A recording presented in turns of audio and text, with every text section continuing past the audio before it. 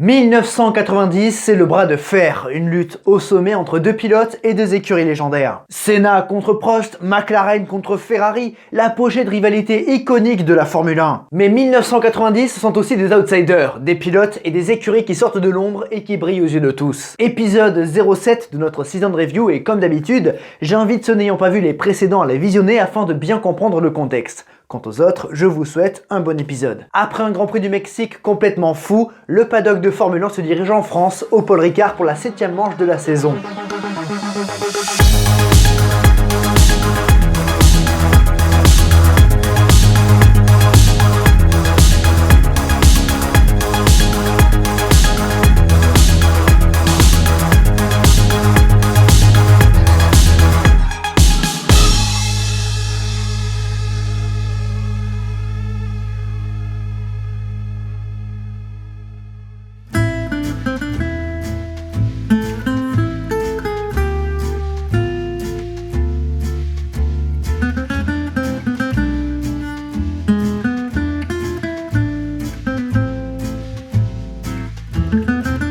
Vainqueur à 4 reprises de son Grand Prix national, Alain Prost, arrivé chez Ferrari en début d'année, prouve qu'il est toujours un pilote redoutable. Sa clairvoyance après une qualification mexicaine complètement ratée l'a conduit à l'une de ses plus belles victoires en carrière, revenant à un rythme élevé depuis la 13e place et réalisant d'excellentes manœuvres de dépassement. Le professeur est capable d'être agressif et il est plus qu'à 8 points de Senna. Ferrari a dit en début de saison que ça irait, et même si ça a pris un petit peu de temps, ils n'ont pas menti. Nigel Mansell peut également avoir le sourire après un Grand Prix du Mexique bien négocié également, avec en prime l'un des dépassements les plus spectaculaires de l'histoire en se jetant à l'extérieur dans le terrible dernier virage relevé. Mais en interne, Nigel s'est senti offensé par la proposition de contrat de Cesare Fiorio et le moustachu se déclare libre pour 91. Comme on a vu, c'est un moment important dans le marché des transferts. Mais il faut dire que ce n'est pas le principal sujet en arrivant au Paul Ricard.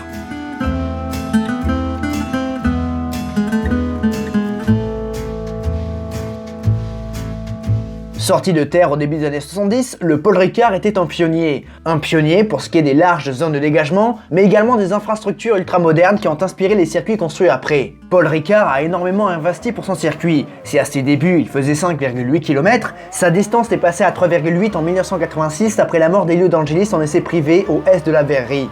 Son premier virage est une grosse zone de freinage qui a d'ailleurs causé un carambolage au départ l'année précédente. Bien que raccourcie, la ligne droite du Mistral reste assez longue pour permettre aux moteurs les plus puissants de s'exprimer. Les pilotes pourront faire la différence à Signes et au Bossé. C'est ici, il y a un an, que Jean Alesi a débuté. L'Avignonnais avait impressionné avec sa 4e place dès sa première course chez lui. Mais ce circuit qui tient particulièrement à cœur à Jean Alesi ne sera plus là en 91. En effet, le Grand Prix de France va déménager à Manicourt dans la Nièvre, près de Nevers, la préfecture. Et c'est un sacré coup politique. Le circuit de Manicourt a été entièrement rénové et ce avec l'aide du président François Mitterrand, proche de cette région et du circuit de Manicourt. C'est un coup politique et les rénovations titanesques qui ont été faites sur le circuit de Manicourt pour le faire passer en circuit de Grand Prix et pas seulement en circuit dans la campagne française, ça a été fait aux frais du contribuable. Et ça fait parler. De plus, beaucoup soupçonnent Guy Ligier, ami du président de la République, d'être en partie responsable de ce déplacement, Ligier étant basé à Manicourt. De plus, l'actuel promoteur du circuit du Paul Ricard, Philippe Gurjean, va devenir l'organisateur du Grand Prix à Manicourt. Ça sent l'esbrouf. Le tout soutenu par Jean-Marie Balestre et Bernie Ecclestone. Paul Ricard est très énervé de ce transfert et son fils, Patrick, a tout tenté pour garder la F1 dans le Var. Le circuit du Castellet a fait peau neuve pour l'édition de 90 et plus de 100 000 spectateurs seront présents. De très beaux chiffres. De plus, lors d'un dîner avec Ecclestone et Balestre, Patrick Ricard et Jean-Marie Laborde ont proposé une alternance Manicourt-Le Castellet. En vain. Ce tracé historique vit bien sa dernière année.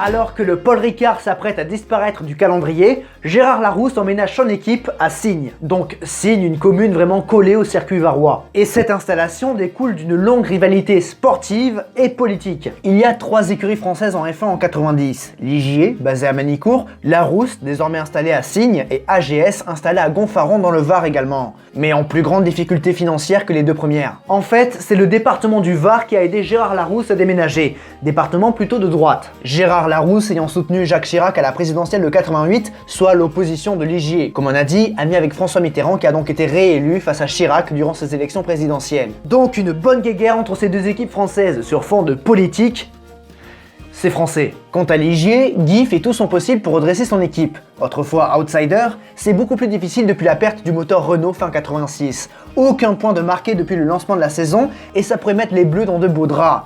Il faut réagir. Guy négocie depuis un moment des moteurs Renault, sauf que les conditions sont difficiles à obtenir. En effet, Williams a le monopole pour les moteurs de la régie et Franck tient à le garder dans le but de retrouver les sommets.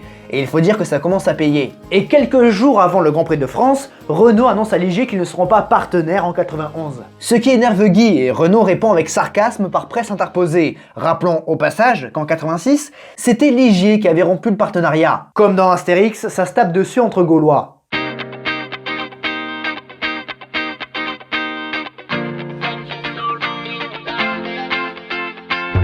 Partenaire enthousiaste de la petite équipe Colonie, Subaru nourrissait beaucoup d'espoir au début de saison. Mais quelques jours avant le Grand Prix de France, le motoriste nippon annonce son départ. Il faut dire que les prestations du bloc propulseur Subaru laissent à désirer. C'est assez humiliant pour une telle marque. Mais Subaru n'est pas le seul responsable. Il faut dire que la Colonie FC189B n'est pas bonne. Châssis lourd et peu performant. Du coup, les deux parties s'accusent. Enzo Coloni accuse Subaru d'avoir fait un flat 12 avec le cul et qu'ils n'ont pas tenu leur promesse d'amélioration. Bref, tout le monde s'accuse et Subaru, qui avait intégré 50% du capital de l'équipe, se retire. Coloni continuera d'utiliser le flat 12 en attendant que les V8 Ford Cosworth soient livrés. Chez Eurobrun, c'est pas forcément meilleur. Walter veut se débarrasser de Claudio Langes, pas assez performant. Le problème, c'est qu'il n'a pas de remplaçant. Il a pensé à Alan Berg, mais le Canadien n'a pas assez d'argent. Du coup, il regarde avec l'un de ses pilotes en proto, le Norvégien Harald Huysmans, mais il n'a pas sa super licence. Du coup, Langes est encore là.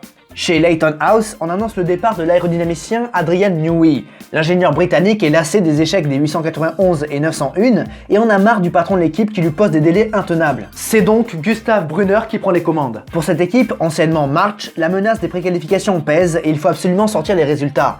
Quant à Adrian Newey, il rejoint Williams en tant qu'assistant de Patrick Head. La suite, on la connaît. Mais il y a de l'espoir pour Leyton House car cette équipe apporte de nouvelles pièces qui se sont montrées convaincantes en essai à Silverstone. Et ça se voit en qualification avec la 7ème place d'Ivan Capelli à 9 dixièmes du poleman Nigel Mansell. Il s'agit de la première pole position de Ferrari depuis 2 ans. L'anglais est suivi par les deux McLaren de Berger et Senna. Prost est 4ème. Nannini est à une belle 5ème place et il devance Riccardo Patrese. Williams veut se racheter après un Grand Prix du Mexique décevant. Maurizio Gugelmin confirme les progrès de la Leyton House très stable sur ce billard varois.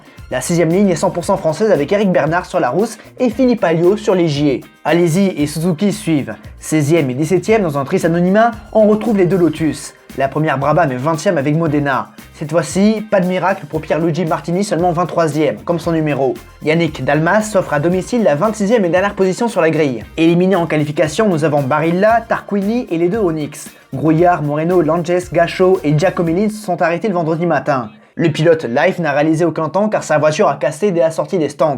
Sommes-nous encore surpris ?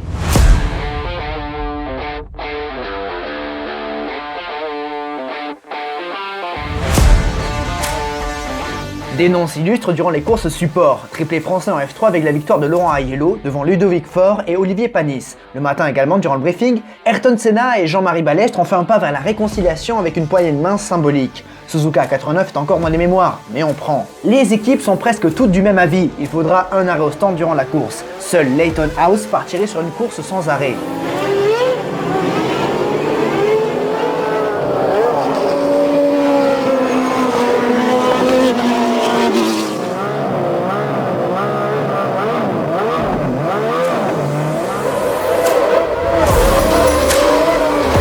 Au départ, Senna reste scotché quand Mansell prend un bond envol, mais Berger tente d'intimider le moustachu au premier freinage et on redoute un nouveau carambolage comme en 89. Surtout quand Ivan Capelli bloque ses roues à l'intérieur et heurte son équipier Gugelmin, ce qui endommage le capot du Brésilien.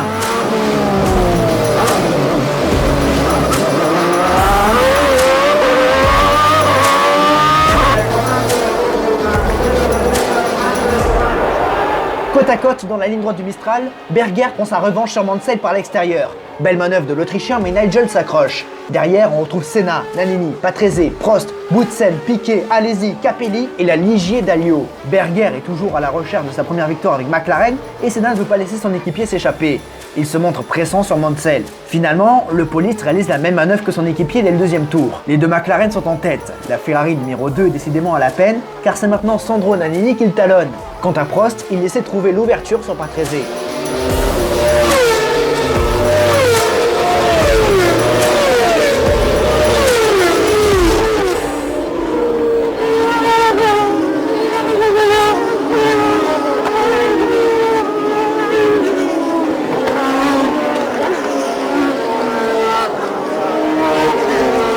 l'entame du 8e tour, frayeur pour Pirot avec la casse d'un disque de frein. Par chance, il n'accroche personne, mais c'est l'abandon.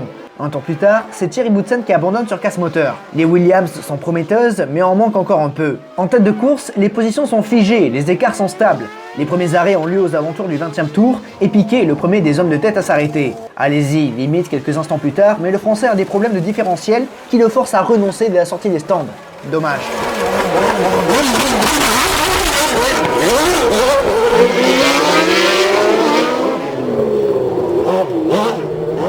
En tête de course, les 4 premiers sont très serrés. Senna est dans l'aileron de son équipier quand Mansell se protège de Nannini. Derrière, Patrese et Prost sont fait ramarrer par Ivan Capelli et Alain rentre au stand.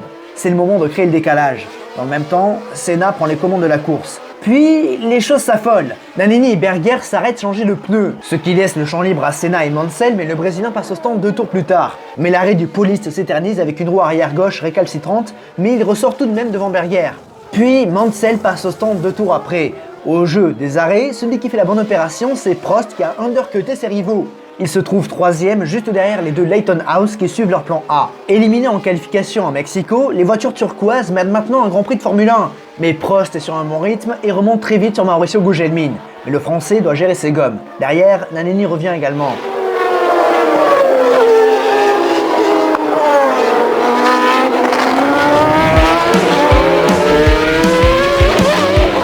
Alors que Martini abandonne dans la ligne droite, la Benetton attaque et fait la jonction sur la Ferrari et la Leyton House. Prost doit alors attaquer et il se défait de Gugelmin dans le 54e des 80 tours. Derrière ce groupe de chasse, on retrouve Mansell, Senna, Piquet, Berger et Patrese. Tous jouent les places d'honneur et les quelques points qui vont avec.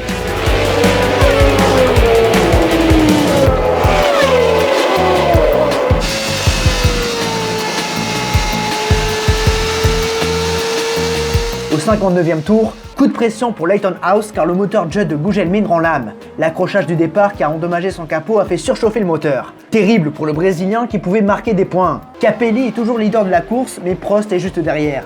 Il reste 20 tours à parcourir et on se doute bien que Prost est à l'économie. Nannini est un petit peu plus loin derrière et il n'est pas une menace pour le Français qui se contente de gérer ses gommes. Malgré tout, c'est une pression importante pour Ivan qui se retrouve aux commandes d'un Grand Prix avec un triple champion du monde derrière. Un triple champion du monde qui a le vent en poupe et qui court son Grand Prix à domicile.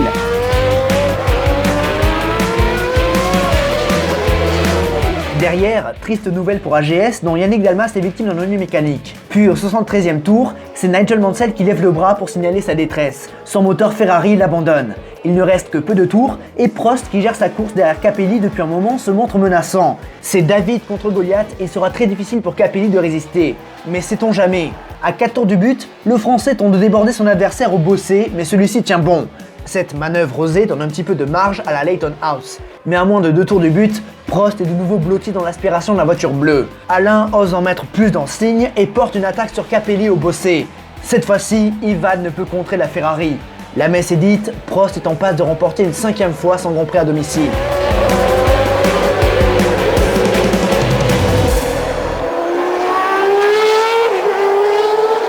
Quelques kilomètres plus tard, Alain Prost sort du dernier virage et s'impose une 2e fois consécutivement et confirme la bonne forme de Ferrari.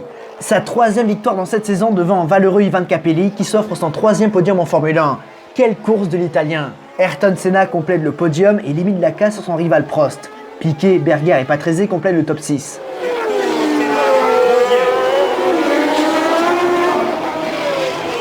You look to be trying very hard in those last laps behind Ivan.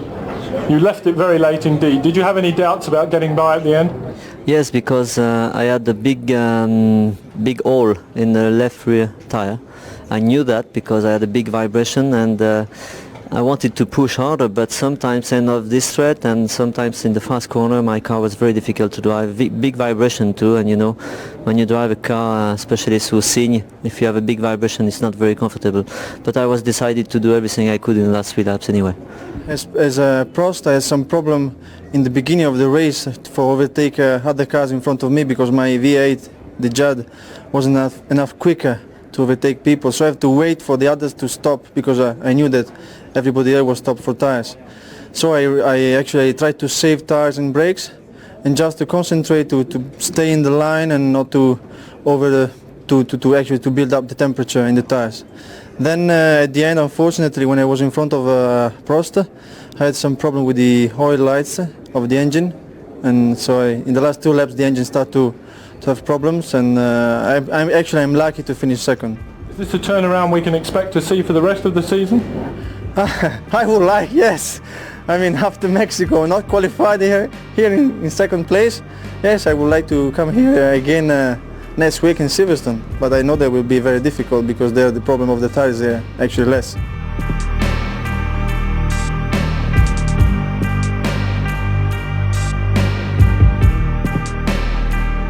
Alain Prost a certes remporté un succès crucial pour le championnat, mais il offre également la 100e victoire de Ferrari en Formule 1. Senna félicite Capelli mais ignore Prost durant la cérémonie d'après-course. Le Brésilien voit en effet l'écart fondre. Prost n'est plus qu'à 3 points.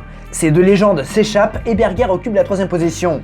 Quoi qu'on en dise, Piquet est toujours efficace et l'environnement Benetton lui convient. Il est 4e du championnat. Chez les constructeurs, Ferrari revient sur McLaren, mais l'équipe de Ron Dennis conserve une belle marge. Benetton est 3e, 2 points devant Williams. Prost salue également la prestation de Capelli qui est resté très propre et très appliqué en tête de course. Ce podium sauve Leyton House de la préqualification dont les participants seront mis à jour à la mi-saison. Capelli est bon joueur et n'est pas trop déçu d'avoir perdu la tête à la fin. Et cette performance pourrait avoir un impact sur le marché des transferts. Et d'ailleurs, quelques tifosi brandissent des pancartes Ferrari prendi Capelli. Ça veut dire Ferrari engager Capelli. C'est pas le plus dur à traduire. Si la nouvelle direction de Leyton House a pris place avant le Grand Prix de France, c'est à celui qui a été désavoué par l'équipe que Leyton House doit cette belle performance. Il a fallu qu'Adrian Newey quitte l'équipe pour que ses travaux portent enfin ses fruits, avec un châssis qui a très bien fonctionné sur une piste lisse. Au final, les grands déçus de ce Grand Prix de France sont McLaren. Senna critique la stratégie de son équipe et prétend qu'il aurait pu faire une course sans arrêt. De plus, Berger le rejoint sur la critique des arrêts au stand encore mal exécutés. Ferrari a pris le dessus et McLaren va devoir réagir. La suite de ce bras de fer s'écrira à Silverstone, mais ça, c'est pour le prochain épisode. J'espère que cet épisode 07 sur le Grand Prix de France 1990 vous a plu. Si c'est le cas, vous savez quoi faire sur la plateforme et je vous invite à les suivre, à les soutenir, à être l'Oméga. Vous trouverez ces liens en description. Vous trouverez également quelques liens qui me concernent. Mais sinon, je vous donne rendez-vous lundi prochain, 21h en première sur YouTube pour l'épisode 08 de 1990, le bras de fer.